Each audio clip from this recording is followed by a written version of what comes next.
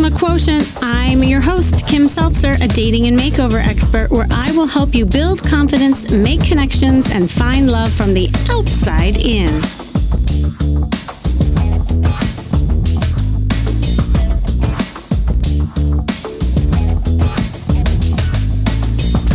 I'm back doing another episode of Where Are They Now? We haven't done these in a while, actually. For those of you who hadn't heard any of these episodes, I'll recap. As you know, I coach a lot of people. And of course, you have heard me coaching people live on this podcast with my Coaching with Kimmy episodes. But I also have a ton of clients who I send off into the world after coaching with them. And sometimes I hear from them and sometimes I don't. But the ones I do, it is so amazing and rewarding when I hear the countless success stories and read thousands of emails of previous clients updating me on how their life has improved overall and how often they end up finding love, but quite often the love happens within themselves. So I do these Where Are They Now episodes to inspire and motivate you by hearing what happens to people after I work with them. And whether that is on a podcast or working with them over time as clients, I hope you listen to these and get inspired by people's successes and know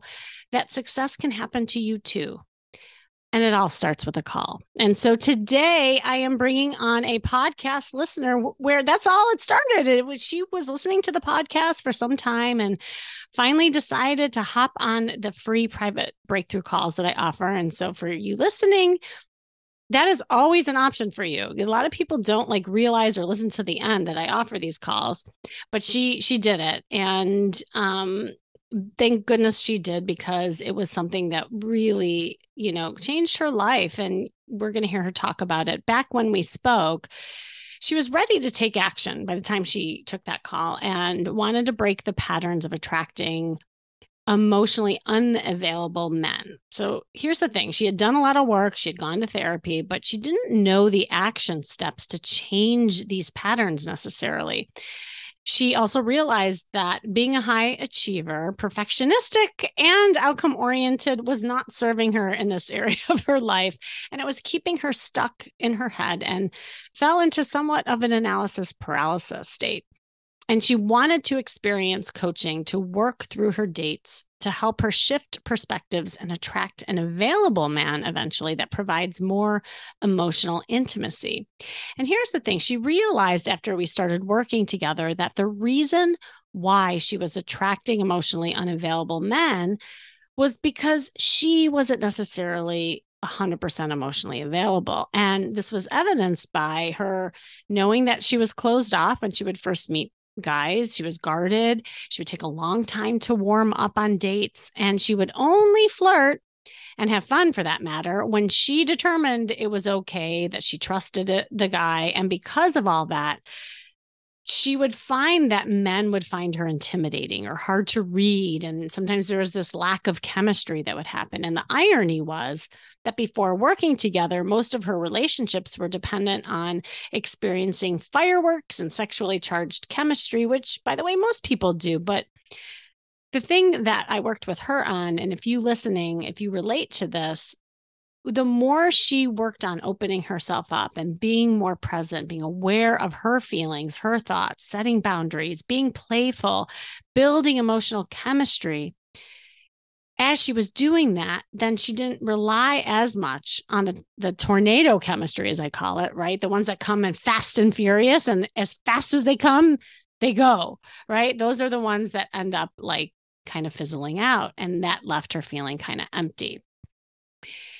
After doing a ton of work on herself and data dating, as I call it, with different men and realizing how to shift her patterns, she has definitely attracted better partners for herself.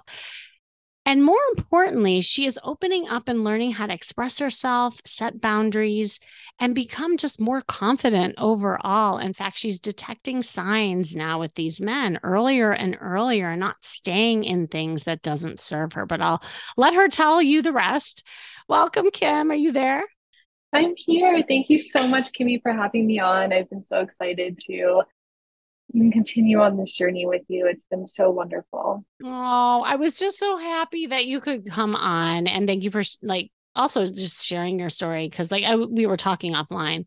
The journey that you've been on, I think, is just such a common one where like, you've been doing a lot of work because that was the thing that was impressive about you. Like you had done the work. It wasn't that, but it was more about the action piece in relation to as you were dating, how to shift some things. So I'd love for you to just share a little more about your journey from your perspective. Like before you took that call with me, what was your life like? What was happening before?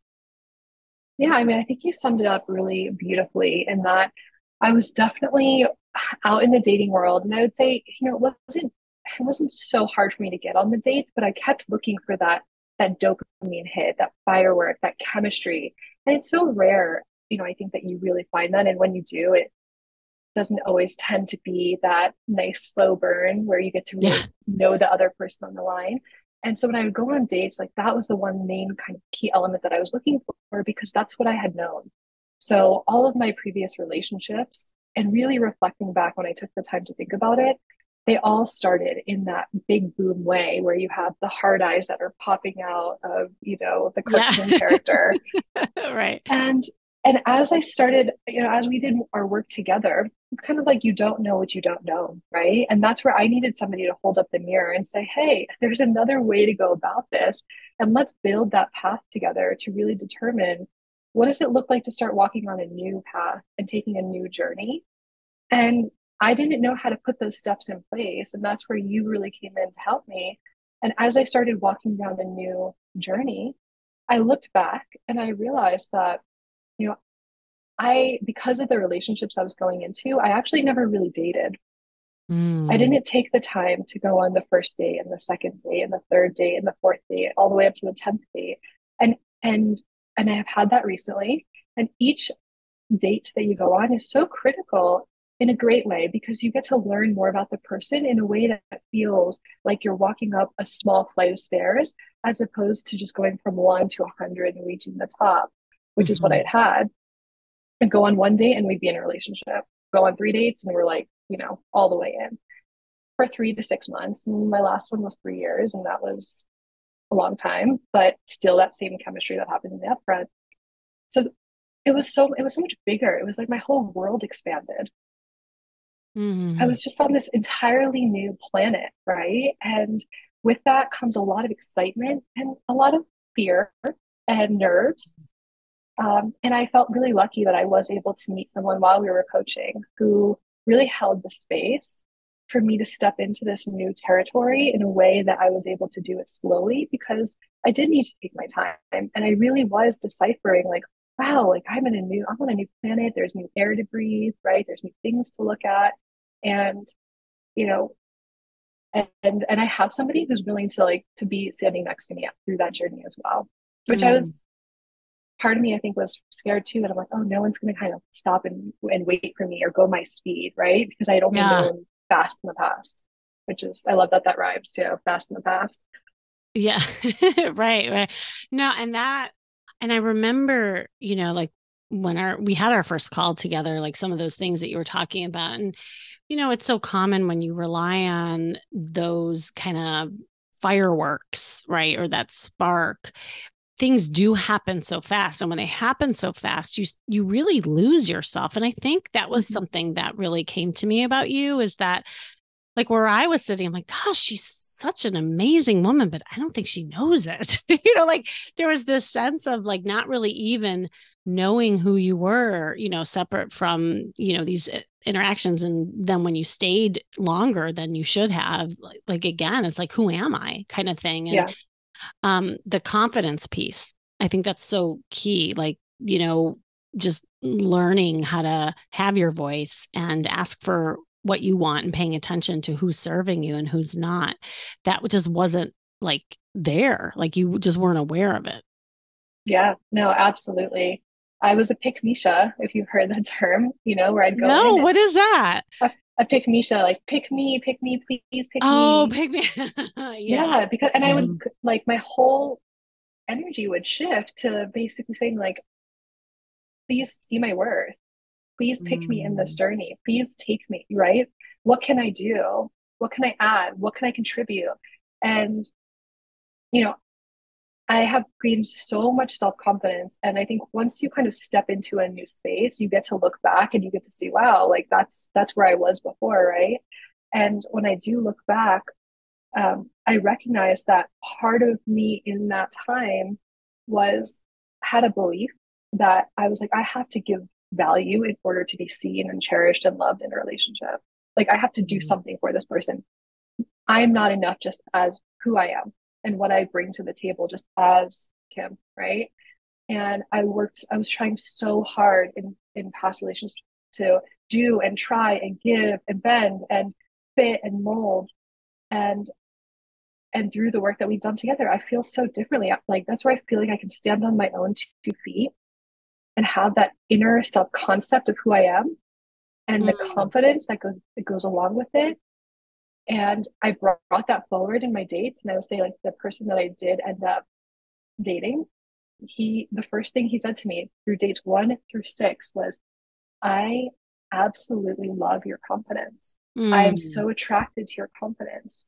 And that was so different than anything in the past because it wasn't planning events and planning dates and giving this and coming with it was who I was. And it was Oh me my feeling gosh. right, like I can stand in my own power and that was going to be seen and that was seen and that was valued. And that's huge. Like that, and what a true testament that validation you got from the men. And I think that's, been part of the journey as you're like going through these different dating experiences with the men, like how they're showing up, the feedback you're getting, and it's definitely different than before. And I want to just highlight what you said about now, really recognizing kind of that internal validation because it's so true when you are so used to giving, giving, giving, and bending and molding to make someone else happy, you're depending on their happiness to give you that validation, which is so different than you like giving it to yourself and really demanding it more from other people, not like, oh, do you like me? Do you like me? Like, pick me, as you said, And so I love that that was such a big shift and part of the transformation. Do you remember, Kim? Like, because I think it was maybe one of our first calls when like we were also putting it together where that was stemming from, going back to like your family and stuff like that. Yeah. Reflecting on all the childhood stuff. Yeah. Yeah, I mean, yes, absolutely. I grew up in a really chaotic household where everybody had so much going on in their own worlds that there wasn't really time or space for me as a Yeah. child.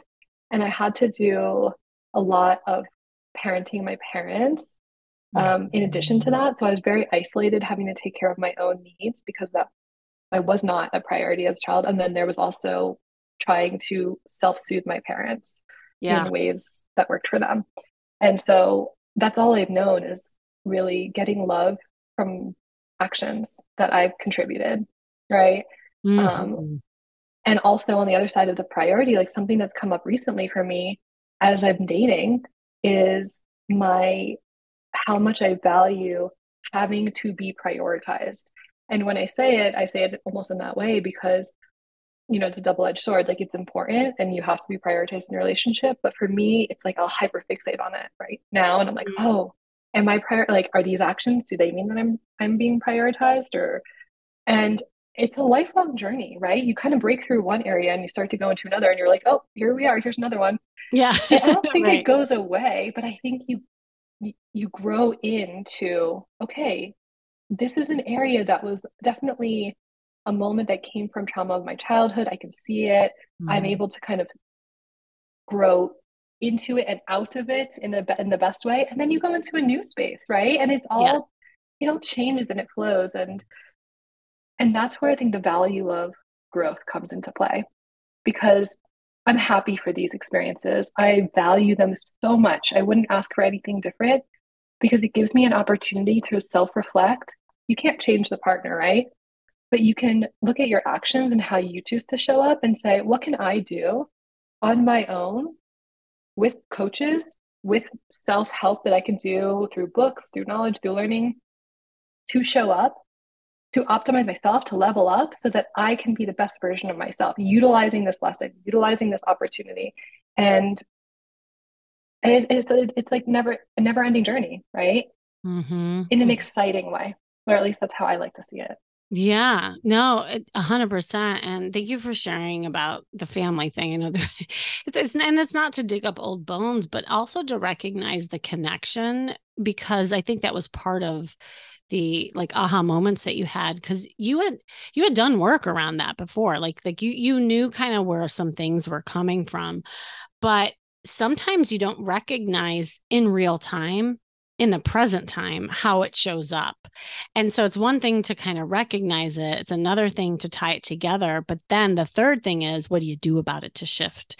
And that's what I really admired about you because you really leaned into that. You really said, okay, well, I know where this is coming from, but you just needed a roadmap and a little like data dating, as I call it, to Mhm. to recognize like, well, when you do this action, this is why this will continue to happen. Or when you do this action, this is how you'll get rid of it, kind of thing. So, because that's what I wanted to ask you about. Like, do you remember some of the kind of top exercises or skills that were helpful in breaking some of those patterns for you? Yeah, I loved I don't know exactly what you call the chemistry analysis or the Yeah. analysis. Yeah, Yes. Yes. where, right. So, like, every time I'd go on a date, Kimmy had me like list different parameters or qualifiers, and okay, I'm going to let you say what they are. Oh, But it's perfect. Yeah. okay, and then for each category, after I would go on the date, I would put the person's name, where we went on the date, just as a memory, what date it was, and rank from a scale of 1 to 10 how I felt in each area. And I remember when I started dating someone in our process together. And Hmm. initially, like, it was like 10, 10, 10, 10, 10. And then I went on the second date and the third date. And by the third date, it was like 4, 8, 2, right? Right. And I was like, wow. But you know what? That was a person that I would have dated in the past. Uh-huh. Yeah. That's right, right? Isn't Yeah, it he would have crazy? been the one. Hmm. Yeah. Yeah. Well, it's the hook, right? Because we're Yeah. so used to getting attracted to what we get attracted to and not even realizing, why that could be a problem later on, And so that was, yeah, I do remember that. And I also remember we were working on just being more playful and kind of flirty and because there was a lot of seriousness. Do you remember that in your interactions? Yeah, I was going out on dates, looking at these men who I was sitting across from, like, are you my husband? Right. And that is really scary to somebody on the other end Yeah. because who knows? I mean, every single date, there's so much different nuances that come into play, right? But it's because I never dated before, right? I was Hmm. getting into these really quick things and it felt so good and amazing and getting all these dopamine hits. And, it was just like we were like skyrocketing into like outer space. I never went through the dating process, and I had not recognized that fully until I went through the dating process for the first time at 35. Yeah. I mean, here we are, and that's okay, right? And it was amazing, and it was uncomfortable, and there was so many moments of playfulness, and there were so many moments of overthinking, and it's all there, Yeah. all there. It all comes out, and you know, it's just the newness of like working through new things, right? I Right, mean, right. And to that point, like I remember you sending me some texts with some of these guys and I mean some of it was like kind of too serious or you were like questioning some things and I was like, "Kim, just remember that we crafted some like flirty things to say yeah, and I think there was that one date where I'm like, Kim, just go in like you are the hottest number ever because you weren't attracted to that one particular guy, I think. And and you just showed up like Jessica Rabbit. You're like, all right, I'm gonna do it, and you did it. And there was a different result that you got from it. Not that that guy ended up being your guy, but it was again just like how you show up in the beginning is often what you dictate for the rest of the relationship and how you show up for yourself. So I yeah, remember those moments that you were shifting there. yeah. And I would really dismiss men easily, very, very easily. Yes. Like I would go on one. I mean, I was a one and doneer for a long Hmm. time, Hmm. and I would go on and be like, oh, there's no chemistry here. Oh, not like he's not a 10 out of 10 for me moving forward, right? And you really helped me to slow down and to just be that reminder that just because you're not floating in outer space at this point doesn't mean that, Yeah. we don't want that, right? Like let's go to the other side of the realm. And the person I did end up dating, I was unsure through date 5. I was still going in. I was like, I don't know. I don't I know. Like, remember. this feels Yes. weird. This feels different. I'm not sure. But every time I would go out with him, it was great. We had a good time. And I would still come back being like, I don't know. Because it was so, it's like my nervous system just wasn't used to feeling that way. Hmm. And you encouraged me the whole way through. Green flags, keep going. Green flags, keep Yep. going. Green Right. flags, keep going. And then I ended up dating this person. It was so So, beautiful to watch. Yeah. And it's almost like this like a tug of war, within yourself. And because I could feel it from you, like you said, like in your nervous system, it just didn't recognize that. It's like, well, where's the chemically charged sexual attraction? And I'm not feeling the butterflies. And like, but that slow burn that we were working on, and like you said, it's always a quest, it's a constant, like, quest for building in that area. But the more that you learn to build that emotional connection, that that was something that just completely shifted. I remember the call when you're like, oh, Kim, I really like him.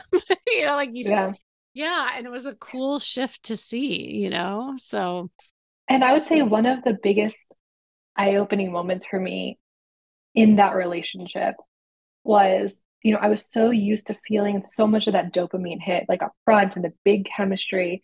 And for this person that I'm dating, when we got to the point of cuddling and, mm, and more of that intimate space, I had, I've never felt what I would call it, which is corny, but I never felt so comfortable and more at home. oh, we belonged in that space together, right? And it felt so right. I kept saying, this feels so right. And I had not felt that level of intimacy with mm, even somebody that I date for 3.5 years. Kim, So that's huge. it was huge, Huge. huge. I feel like I've learned so much. And going out into the dating world, there was such a fear factor. I was so scared. I was so scared of getting hurt. I was so scared of Mm, just kind of being my authentic self. And what if it's rejected, And once you kind of get past the other side of fear and you're just like, just do it, right? Like Nike said, yeah. just do it. Show up, just be there. It's like you go into like a whole new space. It's like, wow, the world's so much brighter over here.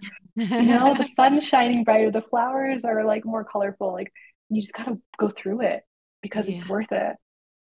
Oh, I love that you said that. I know it's when dating is not fun, that's when you know that things need to shift. And it was awesome watching you have fun, and once you had that positive kind of energy with it, that's when you started attracting these guys too. It was really cool to watch. I would say, like, what helped you kind of get over that hump of, maybe hopelessness or negativity, or that feeling bad, about stuff like that, because I'm sure there's people listening who are in that state.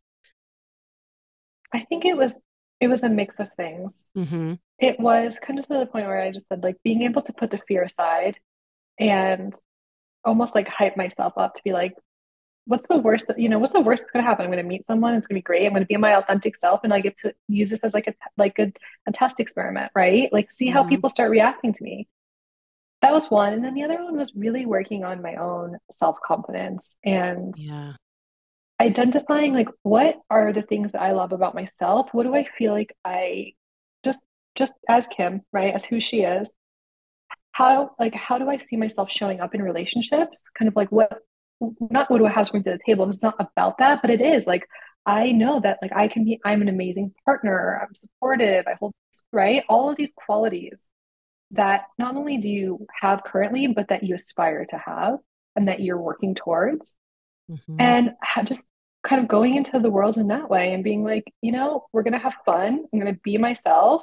I know who I am and what I have to offer. I'm confident in that. And and pulling back and trying to not control the outcomes so Mm-hmm. heavily, letting the other person kind of come through. I felt like I had to hold the reins all the time. And Yeah. I was doing things to kind of get reactions to control, like to see, does this person like me? How do they feel about me? Just letting go and just Mhm. letting go and just being present to the experience that was there.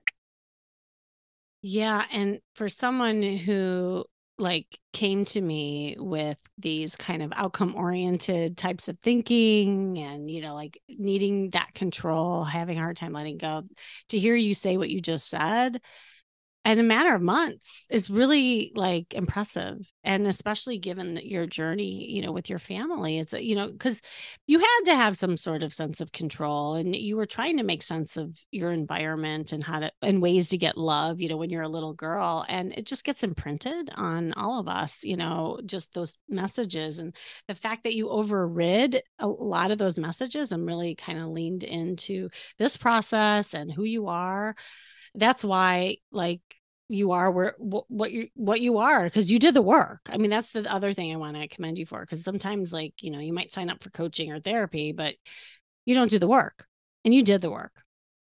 Thank you. I really appreciate you saying that. And it's like, because I look at it as like, this is my life, right? And like, Yeah. I want to make my life the best that it can be. Talk about like outcome oriented, right? But I do. And I know I forever, like I've always wanted to like have a husband and a family and and I want to be able to step into a place where I feel like I'm proud of who I am and how I show up in relationships Mm-hmm. and that I feel like I am my like authentic self and I'm able to kind of be out there in the world and not and just be me regardless of outcomes and Yeah. regardless of how other people are interpreting that. And I and to the point of what you just said too, like all of those elements work so well in my business on the business side. Mm. It's why I'm successful in the business world. And it took me a minute to really understand that just because you show up in the business world does not mean that that's how you have to show up in relationships. And I had to pull those pieces apart so I can go into business and still be action oriented, in control, like, kind of leading teams, right? That's my job to do that. But Mm-hmm. at home with partners in family life, I get to step back now. And Mm. and that's the space that I'm really moving into. I was stepping back and letting someone else come in and say, "Hey, I'm showing up too. I can take care. I can come forward. I can plan. I can do. I want to do because I care about you."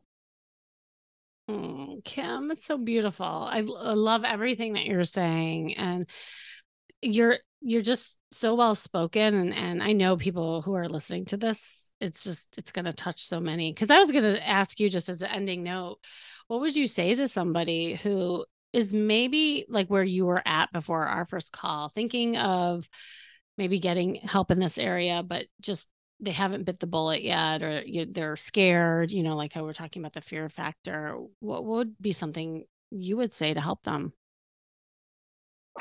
I mean, without being so direct and short, it's like if you're thinking about it, if it's top of mind for you, invest in yourself because Mhm. you're only going to see positivity out of it. It's one of those investments that pays off immediately.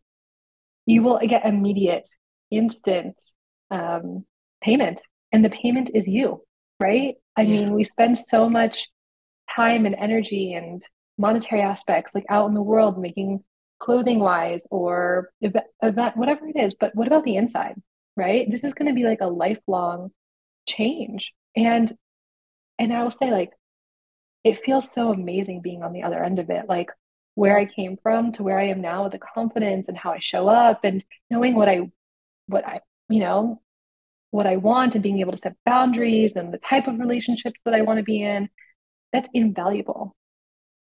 Invaluable. I mean, It's and this is our life, right? This Yeah. is like your partner who you're going to like live with and have a potential family with, or at least spend your time with. Like, I mean, what better investment I think can you do than yourself and your future partnership? It's so meta too to what we're talking about, right? Because like if you're someone who maybe never looked at your self-worth and always like your worth was outside yourself, investing in yourself is like the first step to even saying, hey, I'm worth it in a way. Right. And so I love what you just said. It's hard to put a price tag on happiness. It really is. It really, right? It's like that whole Mm-hmm. like it's priceless, but It it really is. is. Because you know what it does? I would say there's so much value that I got when in my relationship aspect. But you know what? It's how I also show up at work. It's how I show up to acquaintances. It's how I show up to my friends. When you have, when you start to change internally, it's not just applied to one aspect in one territory or area of your life. It's a full body, it's a holistic application. So Mm. your life in so many other areas starts to shift and change too in the best ways.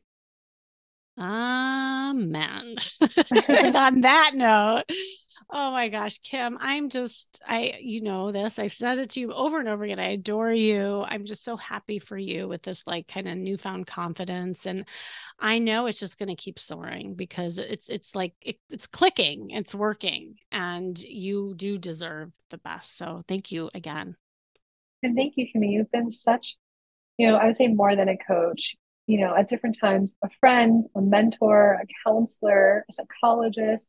It Oh, really was, you have so many different areas that you're able to pull out depending upon what's going on at the time or like where that need really is on our side of things. And that was just so incredible to have a partner uh, as we're seeking partners. So thank you so much for being that and for all of the incredible guidance and I want to say structure in terms of helping to find that path and that journey forward. oh, thank you, Kim. Thank you. And I'm glad. I was so glad to be that partner for you. So thank you. I can't wait to just hear about your success. And please, please keep in touch with me. Okay. It absolutely will. Okay. Mm-hmm. And thank you for joining me today, you listening. This has been the Charisma Quotient. I'm your host, of course, Kimmy Seltzer. And remember, you can build confidence, make connections, and find love from the outside in. Make sure that you go to my site, kimmyseltzer.com, to see more ways I can help you learn how to date smarter, not harder, to attract the right kind of love for you, no matter what that is for you. And hop on that private call, just like Kim did in the very beginning of her journey with me, and click the link you see in the show description to do that. And who knows, maybe you will be the next success story on my podcast after your first call. Remember, working on you is working on your dating life. That's all for now.